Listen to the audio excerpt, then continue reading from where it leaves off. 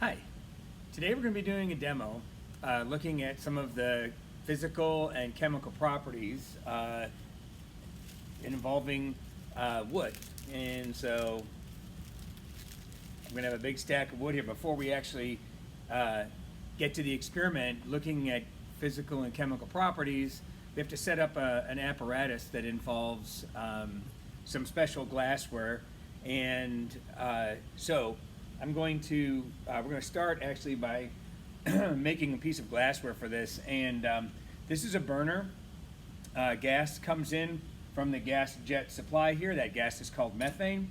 Inside here, you can see there's a little gap right here where air comes in.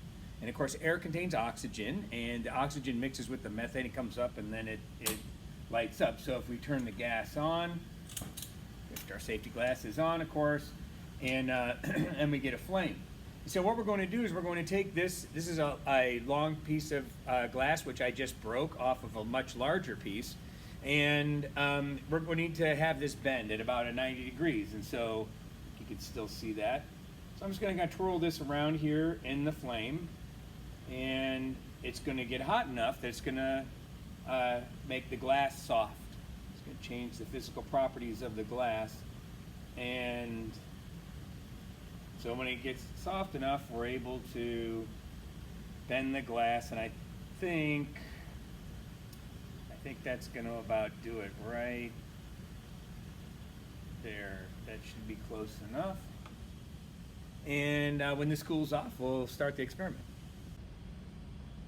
Okay, so to start, we're going to need to take some of our wood splints and get them into this test tube. And if you notice, the splints are a little too long. They get too close up to the top. So to start with, I'm going to need to take some of these wood splints and break them in half, and then we'll load up the test tube. All those wood splints, and we'll pack them down in there pretty good. Okay.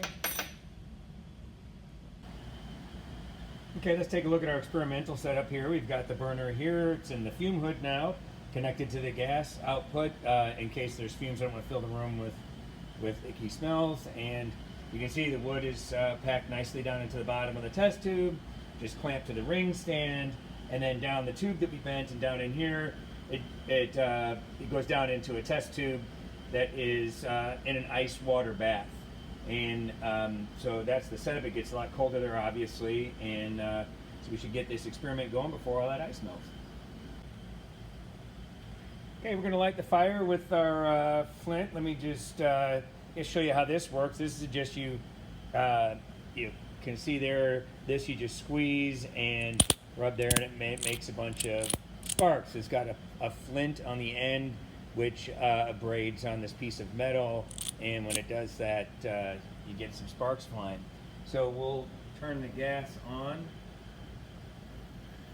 and light up our flame here. I'm going to be getting this right up on here.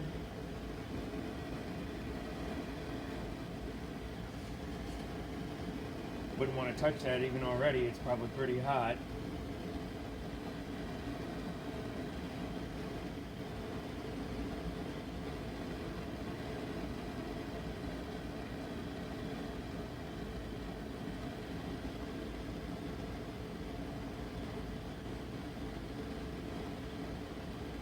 Perhaps you can see there's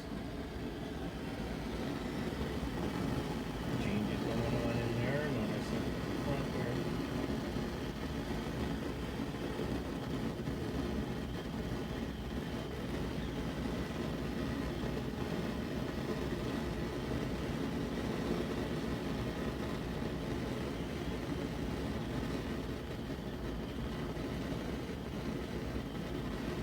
Seems to be some sort of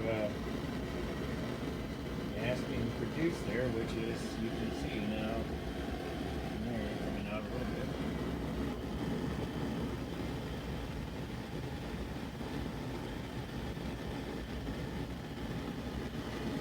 One of the differences here between doing this in the atmosphere is that there's very little atmosphere in there, which takes away one of the things that wood would normally react with if you put a flame on it, that being one of the chemical components of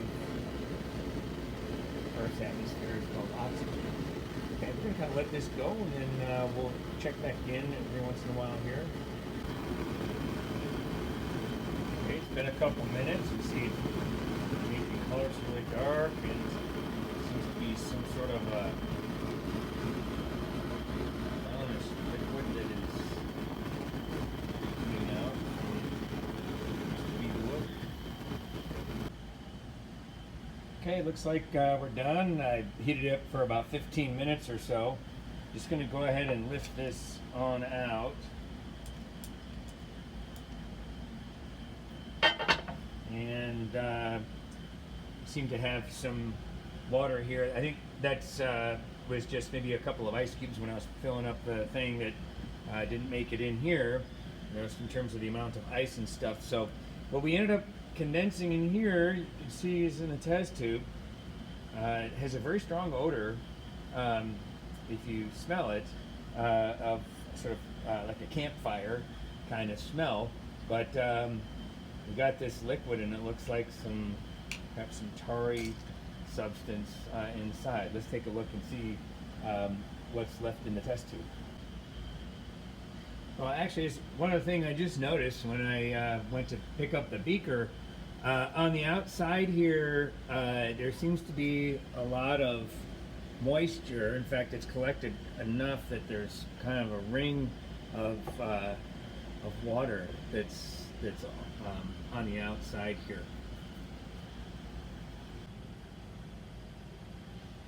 All right, so loosen this clamp up here. We'll take this off and remove the top there, and set that down, and we'll just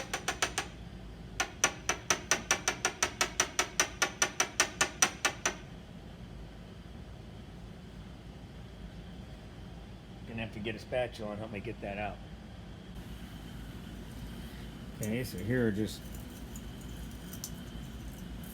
there they come.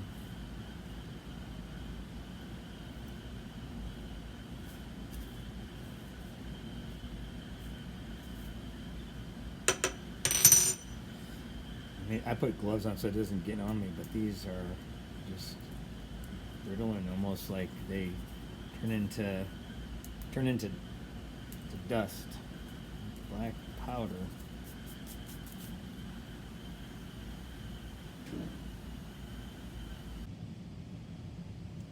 So here we are. In summary, we started with a test tube that was jammed full of wood, more than that one has in it, but I just put it there for reference.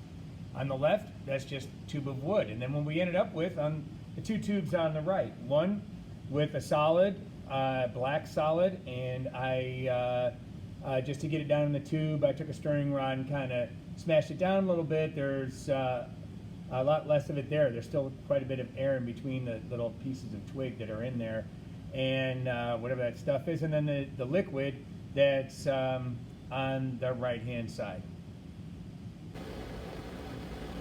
Okay, so I thought I might try something else here. I've taken that liquid that we collected and set up a second distillation apparatus, and so we're going to take our flame, and I already got it a little bit hot, but we'll heat this up a little bit. Notice that it starts to boil a bit.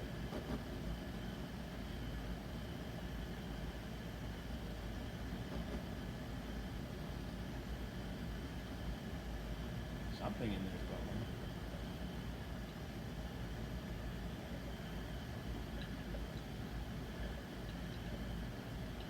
Keep it a nice, gentle boil.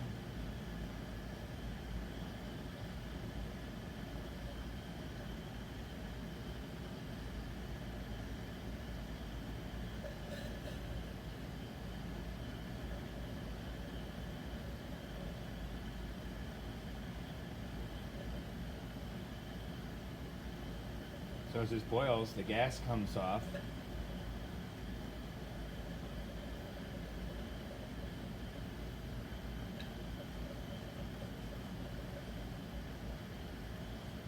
Goes in through the tube and then cools off in the ice water bath.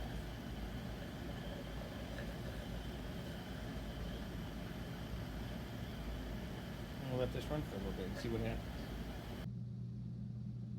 Okay, we changed venues here. We're in our chemical storeroom, and the reason we're here is because it gets dark, and I'll show you why in a second. But we just did 4 fractions from the liquid that was left after we separated the wood into those components.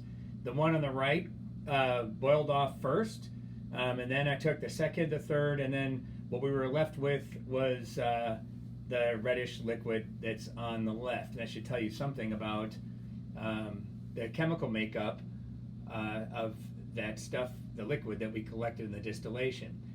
Some interesting chemical property of some of these fractions, and especially the one on the right, which I'll show you in a second. And I'm going to first pour it on the floor and turn out the lights. Okay, here's that first fraction. There it is. I'm just going to make a little puddle right there. Okay. Turn out the lights. Can't see anything. Where are we? And check that out. That's right. Lit a fire in the chemical storeroom. But that fraction burns. Nice, pretty blue flame. Can't see it in the daylight, but in the dark here, it's definitely on fire. Okay, fire's out and lit the building on fire and survived. Did notice though, take a look here where let me get close and you can see there seems to be a little residual liquid that's left that is not flammable. And could try to light that again, but it doesn't burn.